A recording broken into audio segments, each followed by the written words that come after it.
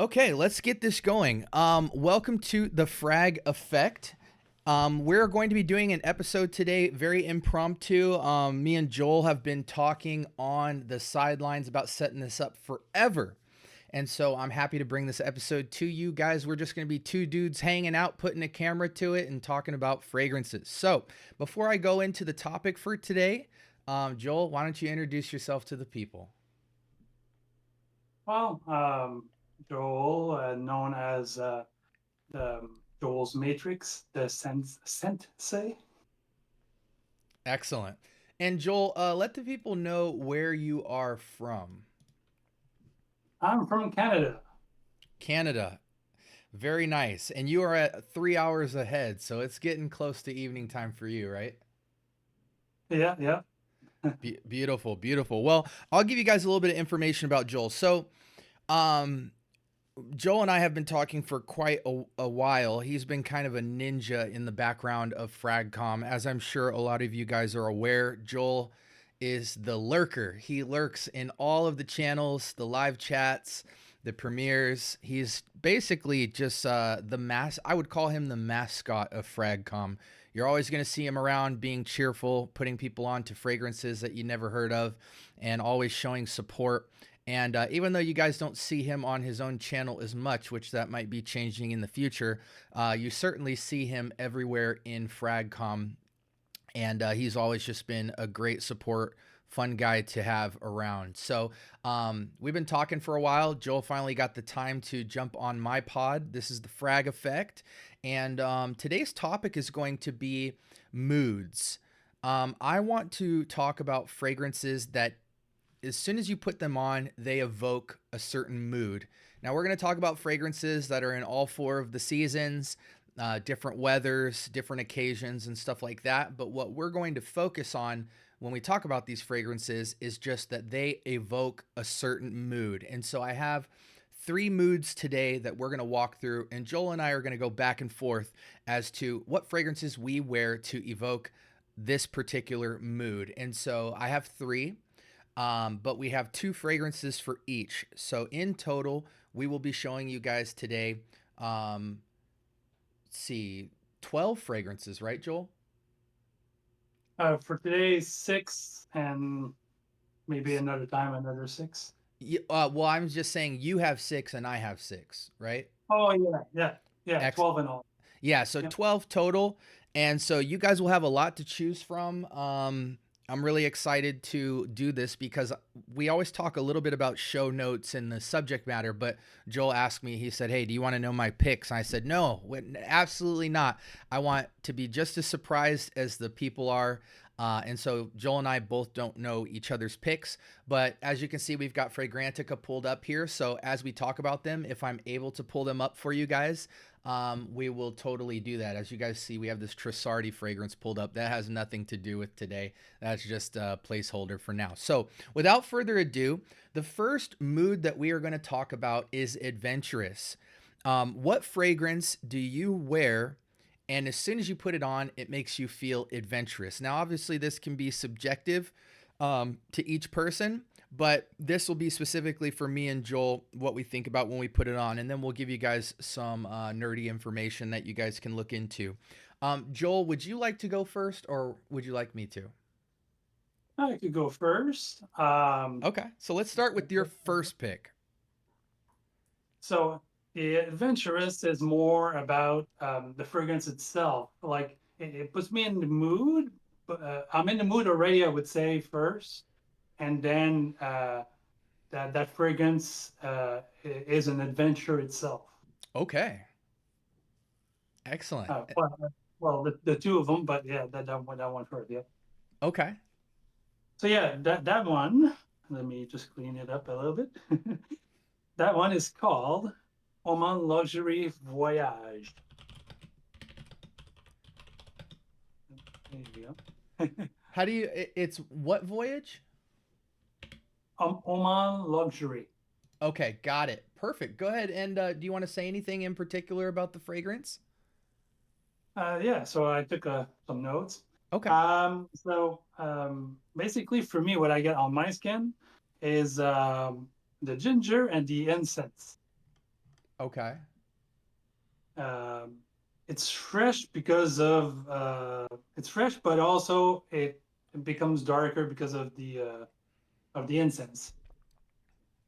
So it's Okay. under those two, but yeah, basically that's the main ones that I get. Okay. And so when you wear this, for you, the scent itself is what's adventurous about it. It takes you on kind of a nose journey. Yeah, there you go. Okay. And then where do you find yourself wearing this fragrance? During fall and winter. Fall and winter, just as your kind of daily driver? Yeah, I would say it could be a daily driver because of the ginger. It could be a daily driver. Okay. So it's like a fresher take on incense. Yeah. Yeah, and Oman Luxury makes phenomenal fragrances. I've smelled a couple of them, but I haven't really shared that with the community because it's a house that I want to take pretty seriously. And so when I go into my investigation of them as a house, I want to kind of go through more of a discovery set style, or at least get several fragrances so that I can kind of see the direction of the house as a whole.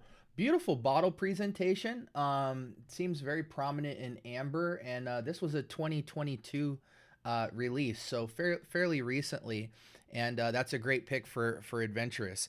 All right, so what I'm gonna go with is good old Roja's Oceania, and I picked this fragrance because for me, here's a bottle for you guys out there, and for me, this fragrance is very much. I think everybody will probably describe this fragrance a little bit different. Some people say that it's fruity, it's citrusy, it's floral. Um, I like to describe it with kind of a story. It's almost to me as if you were on a yacht on the ocean and you jumped off of your yacht. And, you know, a lot of times when you jump into the pool, sometimes you get a little bit of water in your mouth. And so to me, it smells as if I jumped off of a boat in the middle of the ocean, a little bit of water, ocean hit my mouth, and I realized the ocean is made of white, fruity champagne. It has a very sparkliness to its aquaticness. It's not a blue. It's not like a water note. It feels very champagne esque, almost with the same kind of sparkle finish in some ways as to Low Medial Extreme or even Desert Rain from day three. You know, an instant crushy, just this very kind of slight candied sweet, effervescent spritz. And then in the backdrop, it is a citrus aromatic, and that citrus seems supported by some sweet fruits and things like that. A little bit of a note breakdown for you guys. I Sounds mean, interesting. it has everything in it: lavender, grapefruit, lemon, lime, bergamot, mandarin orange, rosemary, thyme, violet. I mean, and that's just half of it. I'm not going to go through all of it, as you guys can see it on screen here, but what makes this release so special from Roja is the king of kind of all of these unseen notes in the background of a fragrance. It's not uncommon to see a Roja fragrance have 30 plus notes to them.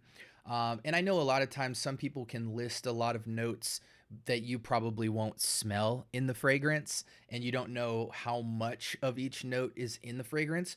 But this truly feels like a fruity citrus basket with a lot of aromatics and this kind of champagne finish on it.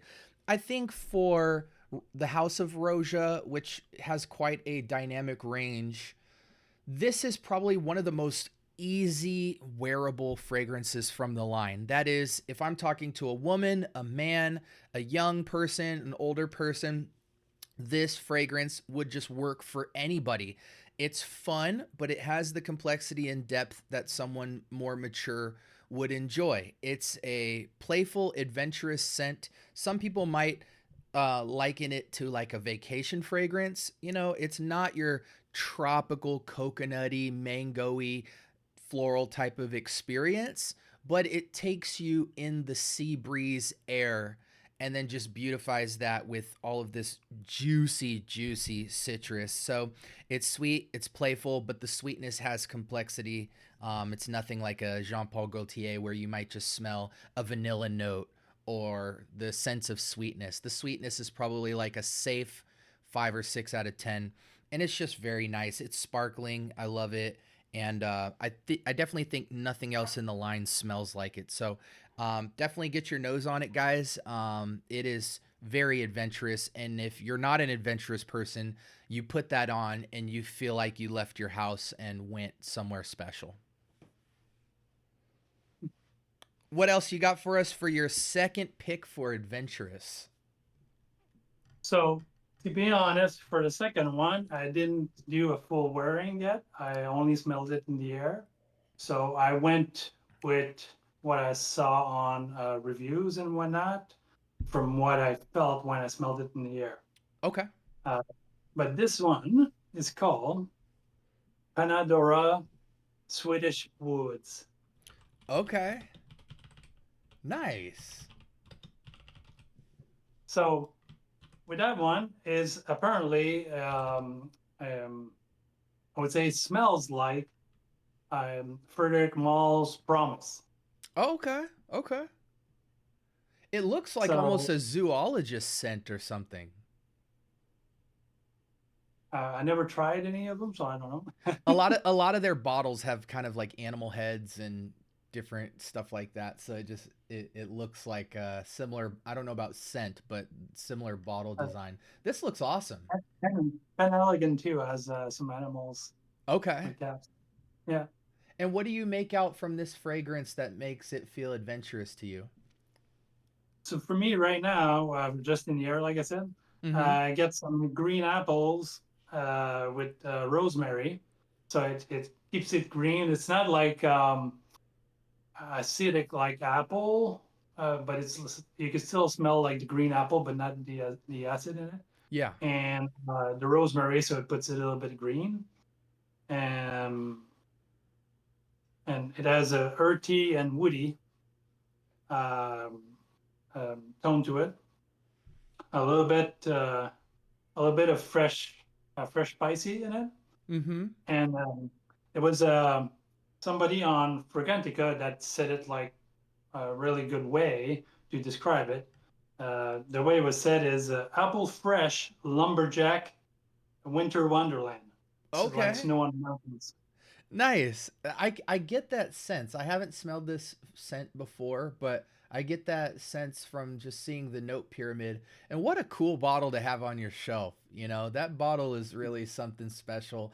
One thing that really sticks out to me is this basil, or sorry, rosemary.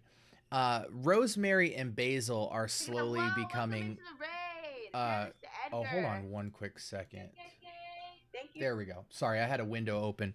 Um, Rosemary and basil are slowly becoming some of my most favorite notes as of right now. It's cool because they introduce green and sweetness in a different way to a fragrance than I'm used to. You have the ability to get, different things can bring sweetness in the floral side of things, like violet leaf or something like that, or iris can have sweetness, but it's a special kind of sweetness because it's softer, but it is still rich. And basil and rosemary have this ability to kind of bring the illusion of sweetness, but with the green aromatic finish on top. So sometimes it can be minty, sometimes it can be grassy, kind of winter greenish. And so I really, that stands out to me with this fragrance. I could imagine the apple and rosemary and the spices really create like a really cool fragrant experience for that. That's awesome. Are there By any the end of last it, notes? apparently, oh sorry. By the end of it, there's some oud in it, Mm-hmm. but apparently that oud is more like a woody oud, Mm-hmm. so it doesn't smell like too funky. Compared to Promise, that apparently the oud is like more like a I wouldn't say a stink oud, but like a strong oud. Yeah. This one is more like a woody oud. So Yeah. it's more wearable if somebody wouldn't like the Frederick Mall one. Uh-huh. Maybe they would like that one because it's a little bit more wearable. Yeah.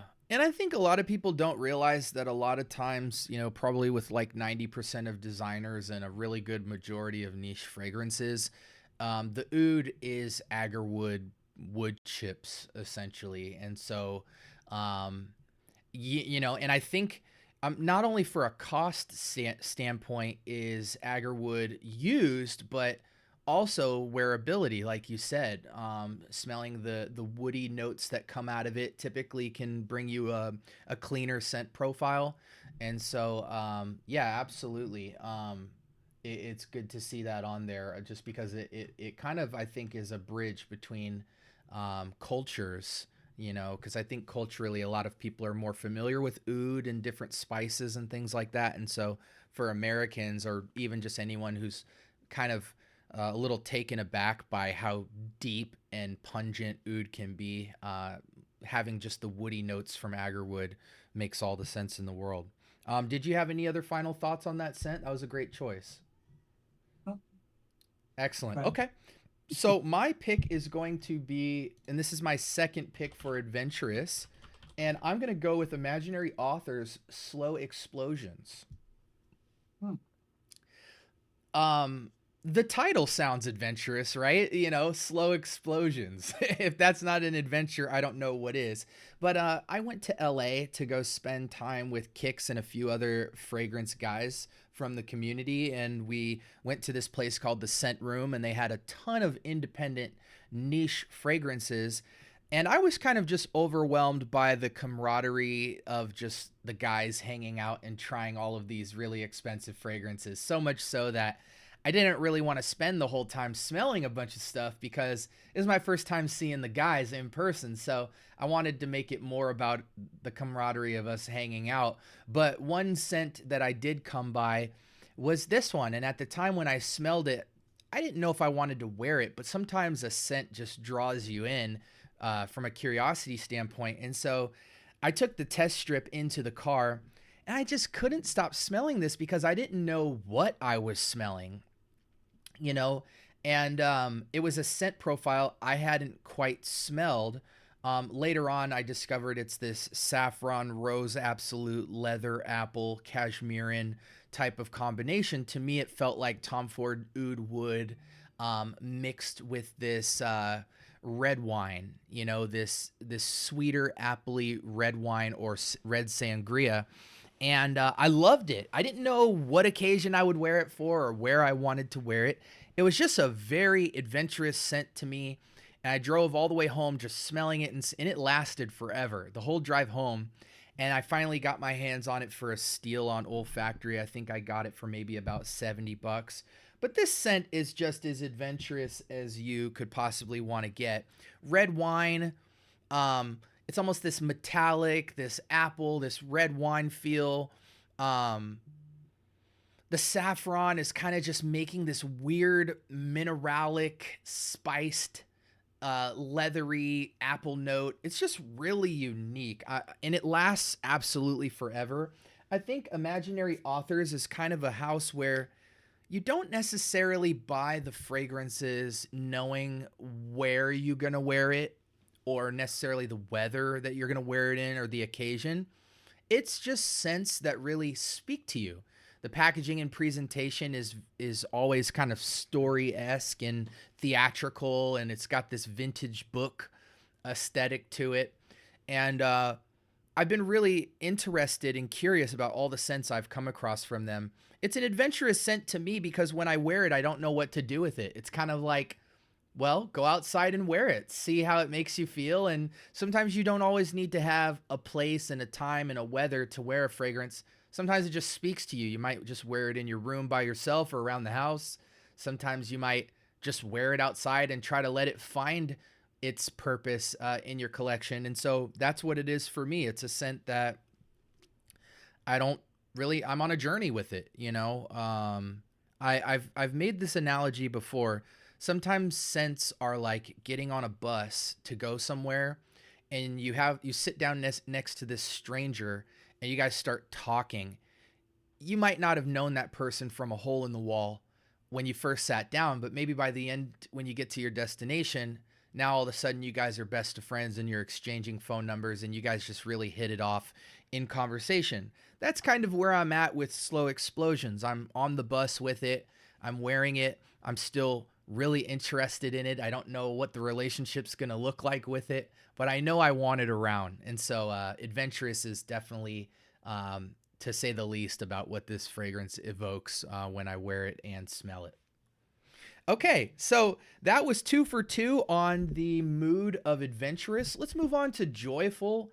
Joel, go ahead and set it off. You have the floor. Okay. Well, this one is really hard not to get in my collection because it always puts a smile on me. Because I would say it brings you almost to your childhood a little bit. Okay. It even says child in the name, so I'm pretty sure you're gonna know what I'm gonna show. Okay. But it's room 1015 Wavechild. Okay. Beautiful. So with that one, like people know, it's a watermelon note. Yes. So yeah, it brings you back, from when you were younger and eating watermelons, as a snack. There's a little bit of light oranges, a little bit of light coconut, amber green cacao, but the watermelon is like really prominent. Mm-hmm. And light, airy, and fresh, or what's the kind of weight of the fragrance? Yeah, like all those other notes I just named, they're all in the background. So because of the watermelon, that's pretty strong. Even if it's strong, it's still fresh.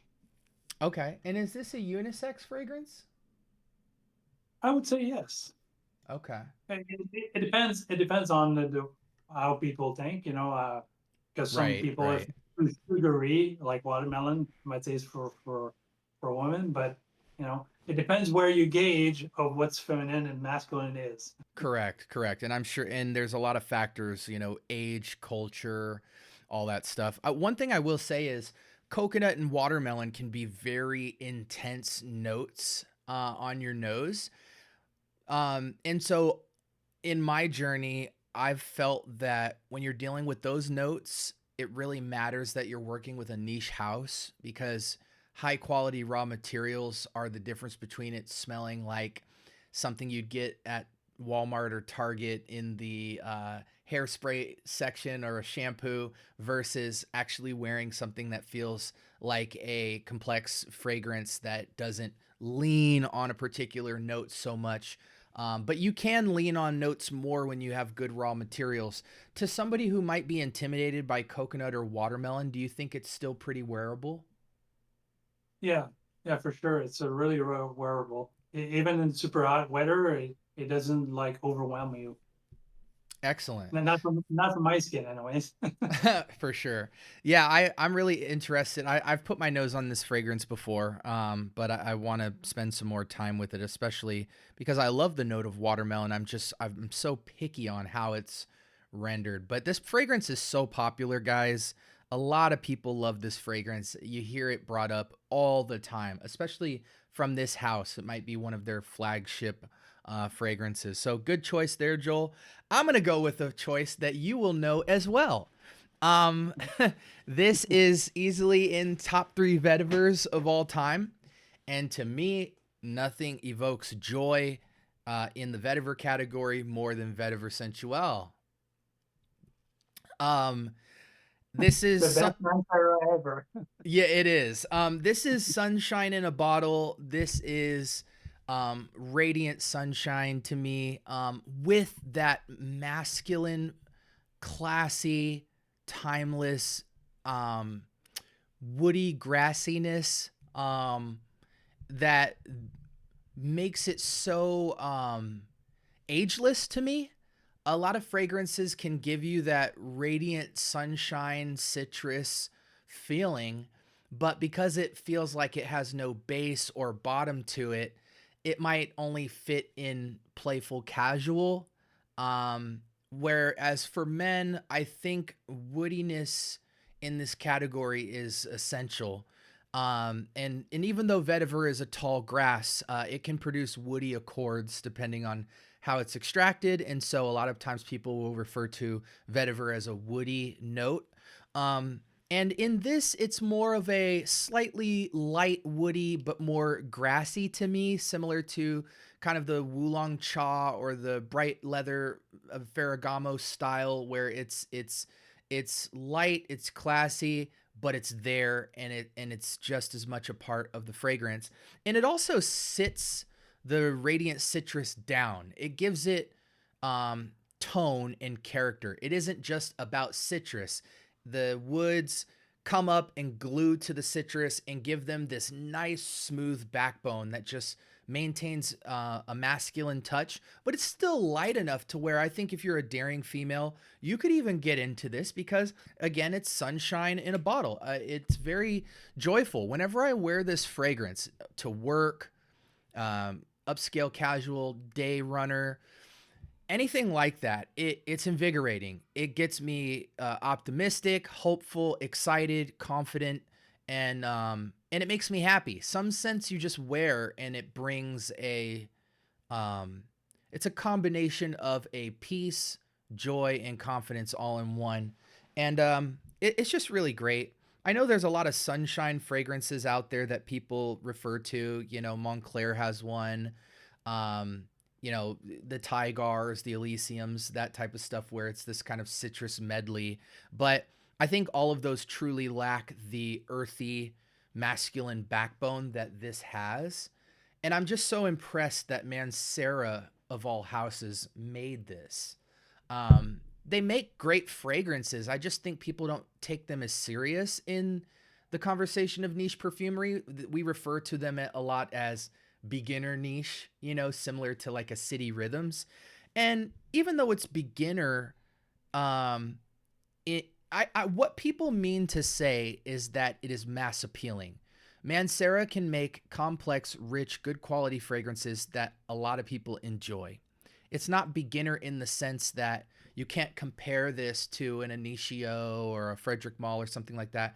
It just, they bridge the gap between overthinking and overly complexing a fragrance and overly simple. They sit right in the middle and give you the complex richness, and they also give you the wearability and the happy to grab and go qualities to the fragrance. So sunshine in a bottle, joyful scent to me. Second bottle, absolute. I've gone through all this juice in maybe just 4 months on the second bottle, so you can tell I wear it a lot. And that's my first pick for joyful. What you got for us for your number two? If I didn't have that many fragrances, I think Vetiver Sensuel would be one that, like you said, I would empty super fast. Yes, for sure. Yeah. So the second one from Joyful is not talked about a brand that much.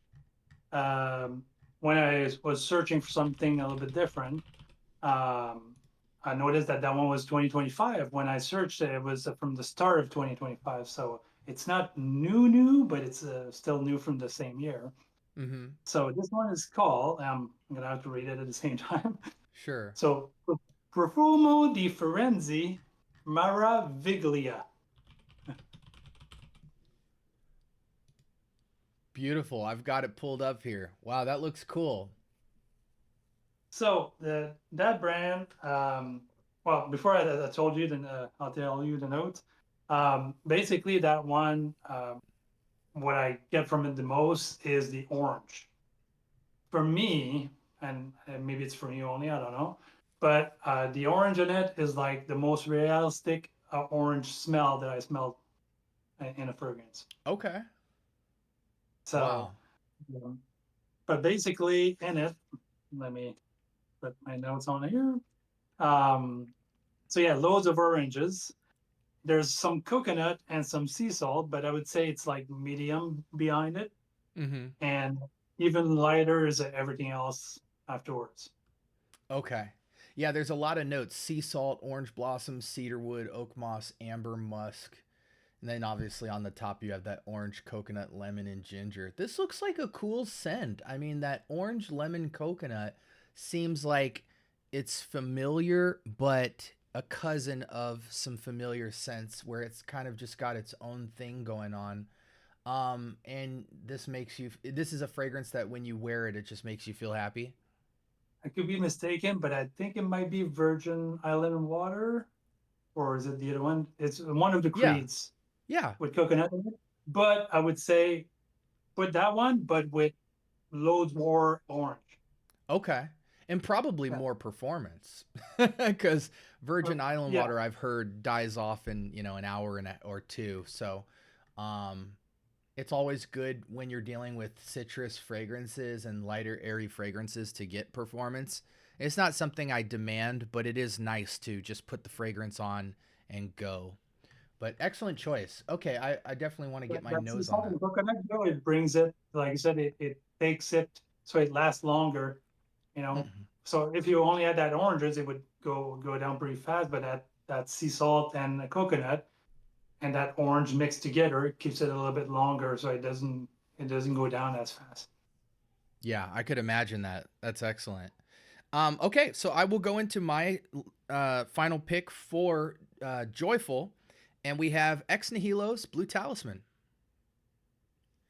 Talk about probably easily at least a top 10 blue. Um, a lot of people really love this fragrance. Oh, Blue Electric, or not Blue Electric, Tarathi Electric, right? Yeah. Yeah. A more citrusy talisman. Yes, and by the way, guys, Ex Nihilo just released the Blue Talisman Extrait, which I strongly advise um, to get because you get much more performance. It is a little bit different because they added a base note of vanilla, which and probably ISOE or Ambroxan or something like that to really carry on the bass. It's a little bit sweeter, but it goes a lot further. So definitely look into the Extrait version of this. But even Blue Talisman. What I love about Ex Nihilo is if you've never smelled an Ex Nihilo fragrance, the first time you smell it, it'll feel very light. Ex Nihilo fragrances have really high end raw materials. And because of this and the nature of how they blend things so smoothly, their fragrances will feel quiet from a projective standpoint, but they kind of whisper to you all day. I've heard numerous stories about people with Blue Talisman saying they don't get a lot of performance out of it. But then I've seen a lot of people say, you know what? When I went back and started wearing Talisman more, I realized it actually is there all day, at least for 6 to 8 hours, but it's just a quiet fragrance. You have maybe a 1-2 foot scent bubble that just kind of stays with you. And some people can go nose blind to it very easily as well. I think what people note this fragrance the most for the pear note, I believe. That pear just takes the blue DNA and gives it this kind of crisp, sweet, fresh, fruity nuance that a lot of blue fragrances don't have. It makes it a more gentle blue.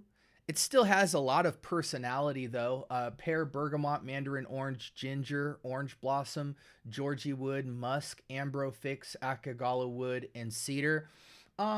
This is to me in a very weird way kind of consolidates a lot of Louis Vuitton fragrances. Imagination, Afternoon Swim, things like that. Symphony even. It just kind of takes this the fruits, the light florals, the outdoor wateriness, and just puts it into this nice airy light pear white floral scent. It's really nice, guys. Women love this on men. To me, it's just a staple blue. Like if you want to talk about the epitome of all blues, to me, Talisman would probably be in my top 5, probably 4 or 5, honestly, because there's a couple of signature blues that I love more than it. But it's just special. The blend is what separates it from everything. With this style, a lot of fragrance houses will have this very loud burst of fruit projectivity, you know, like a Tigar zing of citrus and stuff like that. And this is a calmer, gentler approach, but I think it's more intimate for that reason. Anybody who gets near you will want to stay very close to you for a long time. It's got the complexity, it's got the softness, and sometimes you don't want this just vibrant, loud, radiant citrus. Sometimes you want a smooth, soft, close quarter fragrance, but it still has the cool, fun fruitiness. So that's what to me feels joyful about it. Is even in its softness, it's very playful. And Yeah. that'll conclude my joyful one. We're gonna go ahead and move on to seductive now to end the show. We've each got 2 here, and Joel, I'm gonna go in reverse order now. I'm gonna go first for this one. Um, Fragrance here. I know you're aware of this one. I'm interested if you've put your nose to it, but this is soft seduction to me. It leans fall winter, but I'll make an excuse for it for any weather, especially due to the blend being so smooth and soft. But this is from the house of Dyptique, and it is Tempo Eau de Parfum. Absolutely in love with this fragrance. Just for your guys' knowledge, when you're dealing with the house of Dyptique, a lot of the fragrances are very skin scenty. And so for that reason, you always, to me, want to get the eau de parfum. If you look at the bottle here, it's a see-through bottle. And the way you distinguish the eau de parfums is that on the spine side, it's all black on both sides. The ones that are clear on the sides are eau de toilettes. Always get an eau de parfum if you can. Not all of the selections have them, but all of their more popular releases, the Papier, the Tempo, the Tom Dow, a lot of those do have an eau de parfum concentrate. So, but anyways, this is for patchouli lovers. This is typically with patchouli, you get the chocolatey patchouli or kind of this dark velvety earth is kind of how I would describe it. It's a bit grassy, it's a bit woody, it's a bit silky, it's a bit sweet. A lot of times because they'll put sweetness with patchouli in the form of florals or actual sweetness. But what I love about this is more of a skin scent patchouli. It has all of the qualities of, it takes a little bit of Tom Ford Black Orchid. It takes a bit from Straight to Heaven from by Killian. Maybe even like a Bulgari Man. And it just makes this very nice mid-range, somewhat soft, subtle, seductive patchouli that feels more timelessly classical. This feels like it was made by a very 50-year plus in the game French guy who just gave you this very French take on keeping the patchouli classic, but giving this beautiful chocolatey sweetness. A lot of people, when they ask about fragrances, refer to chocolatey fragrances. This is one of those that is in the chocolate patchouli cakey category, but it's the softest version of them. It's not this overly dominant sweet chocolate cake feel. It's a softer, more earthy take, and it's got good projection by about 2-3 feet. Very silky and seductive. It's the epitome of seductive masculinity. Whenever I think about seductiveness, I don't think patchouli can't be in the conversation. It just, to me, is the seductive note because it's so rich and it's so captivating. But that's Dyptique's Tempo Eau de Parfum. Beautiful fragrance. Patchouli, mate, clary sage, pink pepper, violet leaf, and bergamot. But the star note is definitely the patchouli. And that's my first pick for Seduction. All right, Joel. What do you... Oh, first, have you put your nose to this? Not yet. Okay. Get your nose on that, man. If you like any of those I heard about it, but I never tried it. It does patchouli in a way that I don't feel most patchoulis are done. It's more traditional, but super timeless. Very elegant. So my first from the Seductive, most people in Fracom would know what about that one that I always say it's my favorite for dates, to be seductive and whatnot. Mm-hmm. But it's from Moresque, Soul Batik.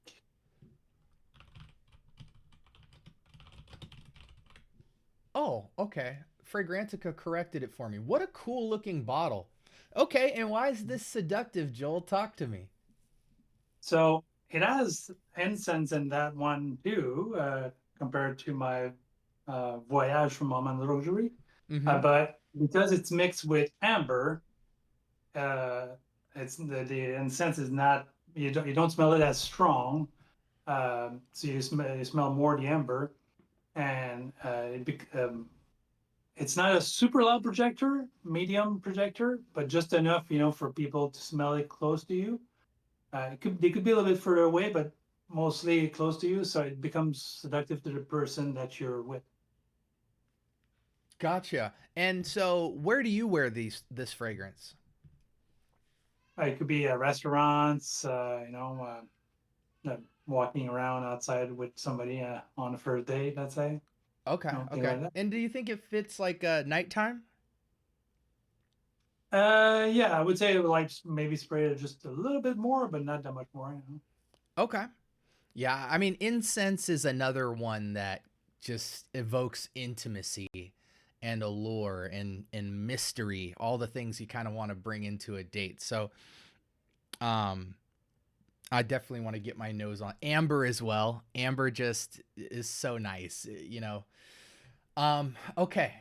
All right, I'm gonna end off my selection for the night with good old Initio's Absolute Aphrodisiac. And so when we talk evoking seduction, really what makes this fragrance so seductive is castorum. Or is it? I believe it's castorum. Let me look it up real quick. Castoria. Castoreum. Yes. Yeah. And I hate the note of castoreum because when you look at it on Fragrantica, you just see a giant rat. And so who is going to look at that and want the fragrance, right? Unless you're a connoisseur and you know what's going on. That alone is very intimidating. But just get that out of your mind for a second. I want you to picture just vanilla and amber, right? Vanilla just being this soft, succulent, somewhat creamy, somewhat ashy, robust vanilla note. Almost candly, you know. But amber, I feel amber must go with vanilla. It doesn't have to, you know, but it's just like, why not, right? You know, if you have peanut butter, why don't you have jelly, right? It's like, I love that amber gives this kind of caramelized effect on vanilla. And so, really, the finesse of vanilla and amber is, what are you going to do with your vanilla? Is it going to be creamy and milky? Is it going to be creamy but somewhat ashy? You know, a kind of irised lavenderish approach. Is it going to be super ashy, almost like a vanilla tobacco type of feel?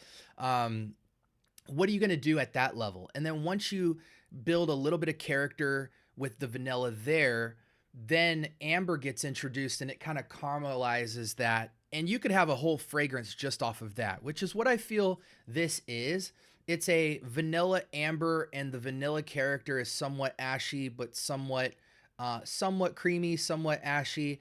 But then they slowly build up the complexity even further by adding a leather note for some dark, earthy, masculine touch and seduction.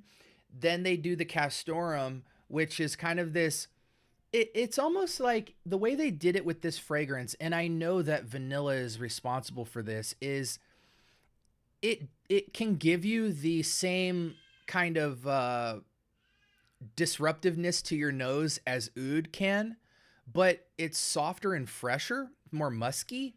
But the vanilla here coats it to just kind of be a slight, fresh, mysterious note, like how you would smell in Oud for Greatness. Oud for Greatness just has this woody, mysterious freshness to it that makes you forget it's even an oud fragrance. It just gives you the note of mysteriousness. But in terms of seduction, obviously the vanilla and amber, you've already got the seduction. But what takes it a notch further is that leather and castoreum kind of provides this mysterious spritz of weight behind it. The leather grounding it in this masculine, more Dracula kind of approach. And then the castoreum just giving it this like whiff of, well, what is that, you know? And I think that's the way this fragrance feels when you wear it. You smell the sweetness and you smell the amber, and that's familiar to you, but there's almost this kind of pheromonal something in the air with it where you still are going to ask, you know, I mean, I kind of get it, but wait, what is that? You know? And that's Seduction. You know, Seduction isn't always date. I think Seduction can also be something that grabs somebody's attention and takes everything out of their mind other than wanting to know what you smell like and who is this guy? What kind of guy is this? So also White Flowers and Musk kind of just takes all of that dark vanillic energy and puts just this airy freshness on top of it. So it's a dense fragrance that wears fresh take on a dense dark vanillic fragrance. And it's Seduction in a bottle. Absolutely love it. Lasts forever. And from the house of Initio, they do Seduction better than most people, in my opinion, across the board. All right, Joel, what you got for me? Take us home. Yep. So for my last one, it's another one that I talked about a lot in Fragcom, for the reason that it smells like fragrance that a lot of people like or would like to have because it's been discontinued. So this one is called Amoroud Oud After Dark. So basically, it smells a little bit, and I wouldn't say the same, but a little bit like Tom Ford Plum Japonais. Oh, wow. Okay. Well, now you got my attention. But it has differences. So it's not necessarily a clone. It's just that it smells like it because of the plum. Maybe because of all the other things, it's not necessarily, like I said, a clone, but it smells really good because of the plum. Yeah, I mean, look at these notes: apricot, osmanthus, saffron, dianthus, pepper, plum, suede, agarwood, rose, olibanum, tobacco, amber, vanilla, ebony tree, and musk. I mean, that just looks cool, especially with the apricot touch on the plum take. When you think of plum, a lot of people think of Paragon and things like that, you know, but seeing the apricot there, that's not a soft note. That's very pungent. And so is a lot of these other notes: saffron, suede, rose. So it's got to last forever, right? Yeah, it lasts pretty long. Amoroud does a lot of fragrances that last really long. Yeah. I'm actually in progress on a purchase with Amoroud with their Lunar Vetiver. Oh no, you haven't. No. This one is Wet Stone. Oh, Wet Stone. Okay. Yeah, but yeah, it has the same color bottle. Same color bottle. Yeah. How's that Wet Stone? Really good. It's like, I know it's gonna sound weird, but it's like you had a big rock close to the river, and let's say the river had salt water and it goes on top of it all the time, Uh-huh. and you would smell that rock. And that's how it smells. Okay, so it smells exactly how it sounds. Okay. No, I love that. I really like unique fresh scents. You know, they don't smell like anything that you're familiar with. They're not just citrus or spices or woodiness, but they still have this freshness. And I think that's why fragrances like Silver Mountain Water had such an appeal, because it brought you to the outdoors and gave you this freshness. It didn't lean on some of the more familiar things. Now it's kind of a household name and a lot of metallic and stuff like that. Metallics and watery note fragrances are out, especially in the clone world as well. But that's cool. I really like that. That idea of Wet Stone. I'm sure it's dressed up a little bit better than just that, but I'm excited. Amoroud's a really nice house. That's another one I've got my sights on. Well, thank you, Joel, so much for giving us the presentation. I'm going to list all 12 of our choices in the description below so you guys can check those out. And again, that last topic there was Seductive. So we've gone over 4 fragrances for Adventurous, 4 for Joyful, and 4 for Seductive. We're going to come back at a later date and cover Romantic, Energized, and Rebellious, which should be a lot of fun. But I just wanted to get Joel on here to talk to the people. Again, I don't think people realize how much of an impact he has had on many different channels. Everybody knows Joel in one way or another in Fragcom. And so he has a lot to talk about. So I want my platform to be a place where we can kind of nerd out on fragrances because I know he loves it. I've seen just from you texting and typing, I can see how much you love fragrance. So to hear you be able to talk about that is really cool as well. Do you have any final thoughts for the people at all before we sign off here? No, just like I always say, take care and smell good. Absolutely. And again, guys, put in the comments section if there's any other moods you'd like us to cover, or what your picks are for adventurous, joyful, and seductive. We'd love to interact with you guys in the chat. And we're just looking forward to continuing the conversation of fragrance and getting your guys' noses on stuff you haven't heard of, and also just sharing with the community on our little fragrance journey. So again, I will link Joel's info on the description so you guys can follow him, even though you probably won't have to because he will be everywhere in every chat, so he won't be hard to find. But I will list that. And Joel said he's going to start thinking through doing some more content. So definitely as soon as he starts posting, he'll be in my timeline as well once he kind of comes back into the content scene a little more. Joel, thank you so much. It was really an honor to have you on the Frag Effect podcast, and hopefully it's not your last time. Thank you very much. All right, guys, you take care.